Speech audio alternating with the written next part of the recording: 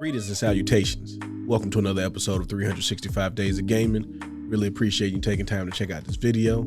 Like, comment, share, subscribe. Greatly appreciated, so thank you in advance.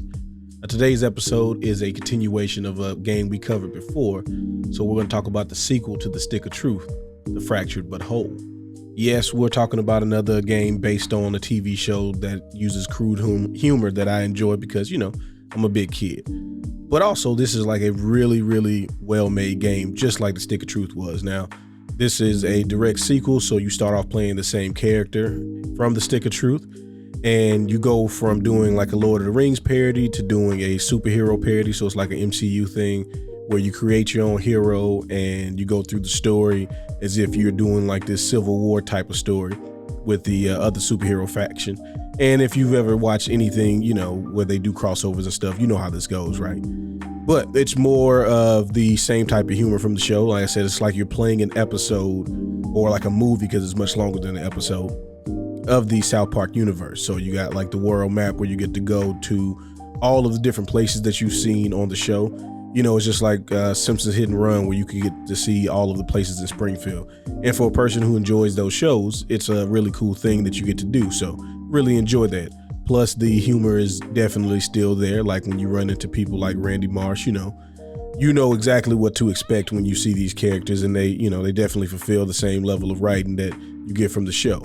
So if you're not a fan of the show, then this probably isn't a game that you would enjoy. But if you are a fan of the show, and also you're looking for an RPG that doesn't take like, the traditional approach to the storytelling and narrative things, then this might be something that you would enjoy that you may not think that you would enjoy. Now, this is definitely a mature game, so I wouldn't necessarily recommend this for the youth. But, depending on what type of TV you're allowed to watch, this could be something that they would enjoy as well.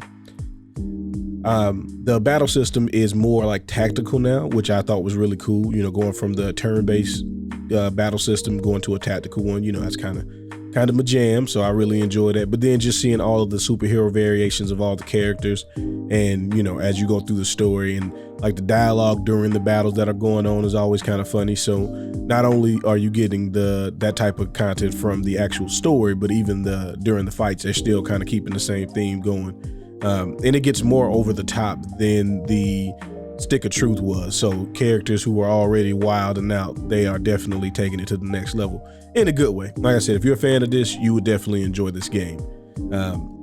But it was really cool, and I'm hoping, I don't know what the next thing would be for another game, because they did the Lord of the Rings, Game of Thrones, whatever you want to call it, high fantasy version. They've done the current superhero craze.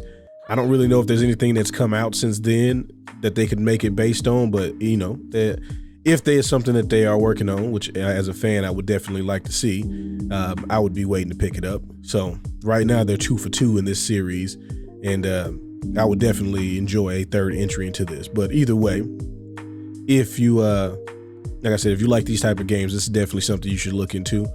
And either way, I appreciate you letting me reminisce with you. So y'all have fun, y'all be safe. Peace.